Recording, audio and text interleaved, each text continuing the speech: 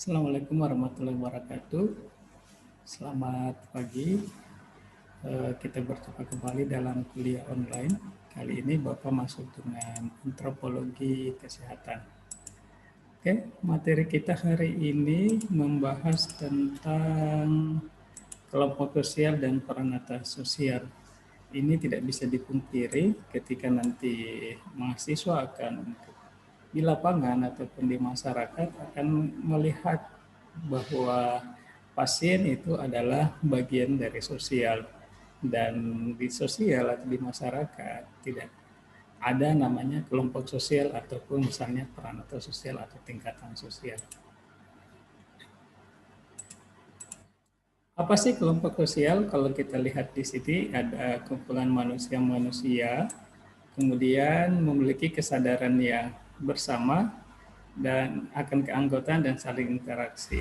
Maksudnya bahwa manusia di sini sadar bahwa mereka itu adalah bagian dari anggota-anggota, bagian dari kumpulan masyarakat yang saling berinteraksi. Itulah namanya kelompok sosial.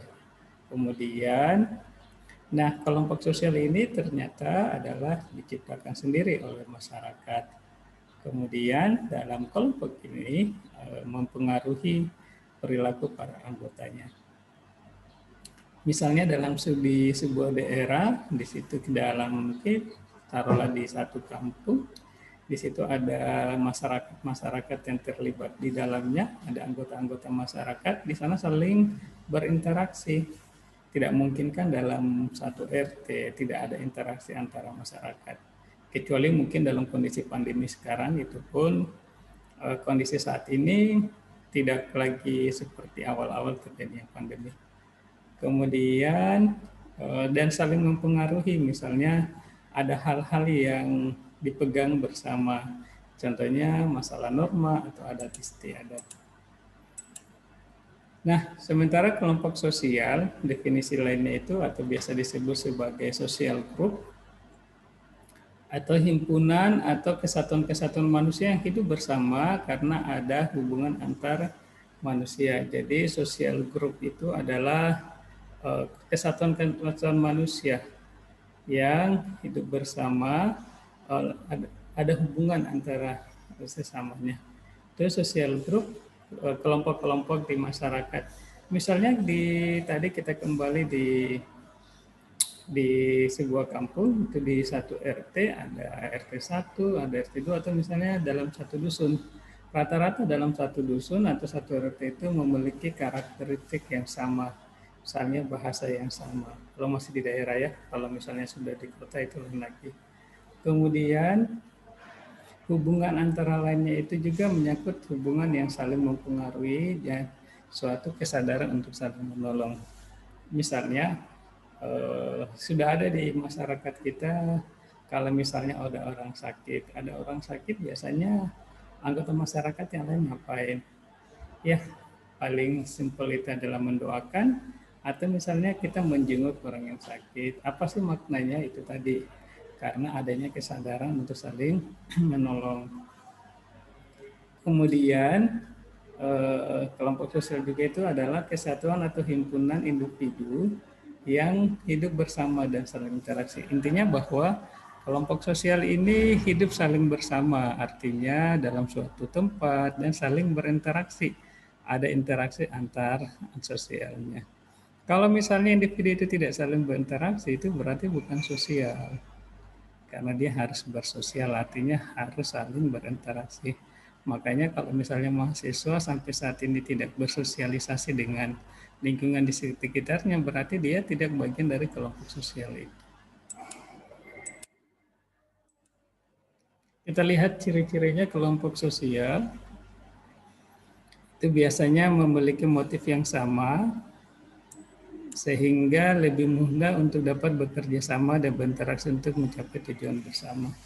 Ini biasanya di dalam sebuah daerah itu kita biasanya ada motif-motif itu adalah kecenderungan yang sama, sehingga kita saling bekerja sama dan berinteraksi, ada tujuan. Jadi masyarakat itu ada tujuan bersama, misalnya di masyarakat saat ini saling menjaga agar tidak tersebar dari virus corona. Itu ada interaksi dan saling bekerja sama. Dan misalnya tata tertib aturan-aturan yang di masyarakat itu kalau tidak ada kerjasama maka aturan itu tidak akan berjalan dengan semestinya. Kemudian intinya di sini adalah kelompok sosial ini adalah adanya interaksi antara anggota kelompok. Kalau misalnya tidak ada interaksi ya bukan kelompok sosial. Kemudian dan setiap anggota kelompok menyadari keanggotanya dalam sebuah menyadari keanggotanya. Misalnya begini, anggota masyarakat ya paham bahwa oh iya saya ini adalah bagian dari masyarakat ini. Ada aturan-aturan yang harus saya ikuti. Ada kewajiban yang harus saya jalankan. Gitu. Kemudian memiliki struktur sosial, kelompok ini memiliki struktur sosial sehingga masing-masing anggota memiliki peranannya. Misalnya struktur sosial itu adalah kayak semacam organisasi di masyarakat. Misalnya ada kalau di daerah-daerah tuh misalnya yang masih memegang adat istiadat ada namanya ketua adat, tokoh masyarakat. Jadi ada struktur sosialnya. Ada masyarakat biasa. Kemudian di dalam kelompok terdapat sekumpulan ada norma dan aturan yang mengatur. Nah, tadi di sini bahwa di kelompok sosial itu saling berinteraksi dan interaksinya itu karena ada norma dan aturan yang harus dijalankan. Misalnya bagaimana tata krama, bagaimana hubungan antara yang tua dengan yang muda, bagaimana antar masyarakat. Nah, ini juga terjadi. Kita harus punya nilai bahwa apakah norma ini masih sesuai dengan norma pada umumnya atau seperti apa. Karena ada kecenderungan di daerah-daerah tertentu mungkin norma-norma yang dijalankan itu tidak sesuai dengan norma yang berlaku. Misalnya ada acara yang mengharuskan acara-acara tertentu yang mengharuskan kegiatan yang besar, ada misalnya di suatu daerah yang misalnya ada orang meninggal harus menyiapkan hal ini dan itu, kemudian kalau misalnya tidak jalan dianggap tidak menjalankan adat istiadat yang sudah ada. Kemudian kelompok ini mewujud kesatuan yang nyata sehingga memiliki ciri khas. Jadi ada ciri khasnya yang membedakan dengan masyarakat yang lain. Coba kalian perhatikan di lingkungan sekitar kalian, apa sih yang menjadi ciri khas yang membedakan warga kalian berbeda dengan kelompok yang lainnya. Mungkin tidak dimiliki oleh masyarakat yang lain. Misalnya kegiatan-kegiatan yang bersifat keagamaan, ritual-ritual itu yang berbeda dengan kelompok yang lainnya. Misalnya kalau di suku atau yang umumnya ada di Tarakan atau di Bulungan atau misalnya Jawa ada namanya arwahan. Arwahan itu misalnya menjelang memasuki bulan puasa atau misalnya ada ritual-ritual ketika akan memasuki panen, ketika akan memasuki cocok tanam, ada ritual-ritual menjalankan. Itulah yang disebutkan ciri khas dari masyarakat kelompok sosial itu. Bagaimana dengan peranata sosial? Kalau kelompok sosial tadi ada interaksi, kalau misalnya peranata sosial tadi disebutkan bahwa harus ada norma. Jadi peranata sosial ini adalah norma yang mengatur perbuatan dan perilaku manusia. Jadi harus ada interaksi dan norma-norma yang harus dijalankan. Misalnya tata kelakuan yang berpusat pada kegiatan-kegiatan masyarakat. Kemudian peranata sosial ini artinya dalam bahasa Inggris itu social institution, yang artinya adanya norma atau nilai yang berharga dianggap penting dalam masyarakat. Kenapa sih ada norma? Karena tadi bahwa di dalam kelompok masyarakat selalu ada namanya aturan atau misalnya nilai, dan nilai itu harus dijalankan oleh semua atau setiap anggota masyarakat di dalamnya. Karena ada tujuan yang bersama, mungkin untuk kesejahteraan, untuk hal-hal lain yang dianggap penting. Bagaimana ciri-ciri peranata sosial yang ada? Pertama, mempunyai tingkat kekekalan tertentu. Misalnya seperti ini, sopan santun. Dari dulu kita mengenal sopan santun. Bagaimana cara berkomunikasi yang mudah dengan yang tua. Bagaimana cara berkomunikasi orang tua dengan anaknya. Nah, mungkin sekarang di sini yang terjadi pergeseran. Misalnya kita lihat sekarang bagaimana sih komunikasi antara usia-usia mahasiswa atau misalnya remaja apalagi atau misalnya usia uh, SMA itu bagaimana dia berkomunikasi dengan orang tuanya. Itu namanya sopan santun sudah ada. Bagaimana dan saya yakin di semua daerah mengajarkan ini. Kemudian mempunyai satu atau beberapa tujuan masuknya bahwa apa sih tujuannya norma-norma itu misalnya untuk keteraturan, untuk misalnya lebih ketentraman, supaya misalnya kenapa sih harus harus sopan sama orang tua ya misalnya itu tadi supaya adanya ketentraman di dalam keluarga itu ada namanya ada istiadat. Kemudian kadang-kadang tradisi ini bisa tertulis yang tertulis mungkin sudah dibukukan dalam dokumen-dokumen tua. Kalau tidak tertulis ini melalui cerita-cerita di masyarakat. Kemudian biasanya ada lambang sebagai ciri khasnya, misalnya kalau di Tarakan ini kan budayanya adalah tidung. Itu ada lambang atau ada ciri khasnya, misalnya warna merah dan kuning. Itu siapa sih maknanya? Kalau misalnya di Cina itu ada biasanya simbolnya itu naga, apa sih maknanya naga itu. Atau misalnya di luar lagi kesehatan ada simbol ular, kayak kalau di keperawatan kan misalnya ada lampu lentera itu kan punya ciri khas dan makna. Apa sih fungsi dari fungsi peranata sosial ini? Yang pertama itu untuk memenuhi kebutuhan masyarakat yang selalu menginginkan kehidupan yang nyaman dan aman. Jadi ini kita lebih kepada untuk ketertiban dan kenyamanan di masyarakat. Kenapa sih harus ada aturan-aturan misalnya diberlakukan jam malam? Oh iya, perempuan kalau sudah keluar jam 10 malam itu sudah dianggap lain. Itu masalah keamanan.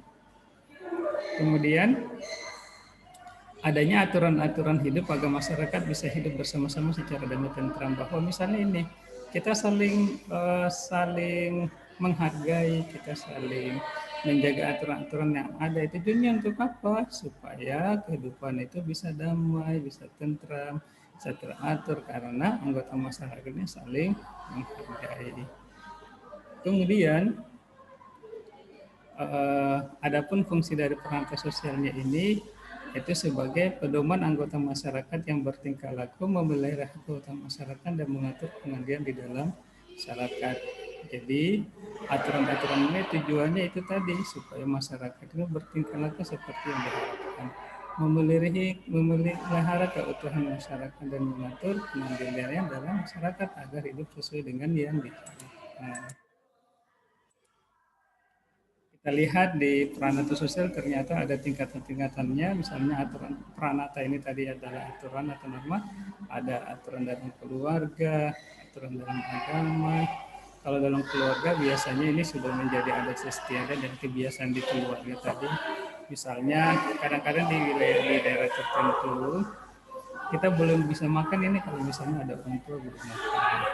Kemudian peranata agama ini lebih banyak diajarkan dalam agama melalui kitab suci agama masing-masing. Kemudian di pendidikan ada aturan-aturan di pendidikan. Kemudian ekonomi ada aturan dalam jual beli. Yang peranata politik ada namanya etika politik dan ini sebenarnya beberapa contoh tentang peranata sosial yang ada di masyarakat. Mungkin apa cuman sedikit saja. Ini hanya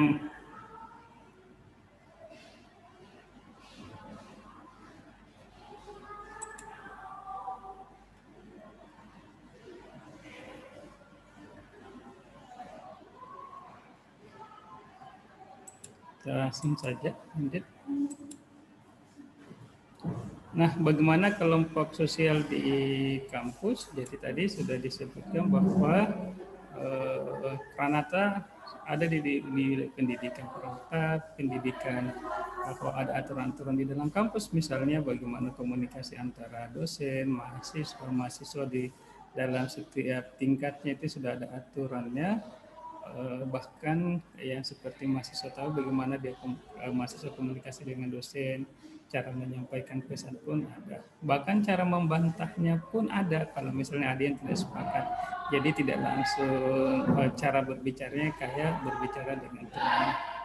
Kemudian itu diberlakukan untuk sivitas akademika, kemudian ada aturan akademik di kampus. Kemudian tujuannya apa? Untuk kehidupan kampus yang lebih kondusif. Mungkin itu saja yang Bapak sampaikan. Jadi Bapak tekankan lagi bahwa kelompok sosial itu adanya interaksi antara anggota masyarakat karena ada memiliki tujuan tertentu. Nah, ini akan diikat dengan parameter sosial bahwa di dalam masyarakat itu ada aturan, ada nilai-nilai yang harus dijalankan. Tujuannya itu tadi, yang paling utama adalah untuk keamanan dan ketentraman. Nah, ini penting misalnya nanti ketika kalian ketemu di masyarakat atau misalnya ketemu pasien, kalian harus lihat misalnya pada saat kalian tanyakan pasiennya dari mana, sukunya apa, biasa kan kita tahu, oh iya kalau suku ini ada aturan-aturan seperti ini, oh pemahaman agamanya dia seperti ini, oh dia punya aturan begini, jadi kita bisa paham dan bisa kita tahu oh bahwa pasiennya ini tidak boleh kita seperti ini. Seperti, contohnya misalnya yang paling dekat ya, misalnya kita dapat ternyata ada pasiennya berjilbab besar, ya. Kalau misalnya pada saat itu kita mau melakukan tindakan atau apa, kalau memang tidak ada lagi teman yang perempuan, mungkin kita bisa lakukan. Kalau masih ada, bisa kita lakukan itu karena pemahaman agamanya. Kemudian juga misalnya di masyarakat itu dia mengambil keputusan. Nah, karena sudah menjadi norma, dia mengambil keputusan itu adalah orang yang berpengaruh di keluarga, sehingga ini kita bisa tahu, oh ini pasien tidak bisa mengambil keputusan. Materi kuliah ini akan lebih sinkron nanti, misalnya di mata kuliah yang berkaitan langsung di masyarakat, misalnya keluarga, konflik.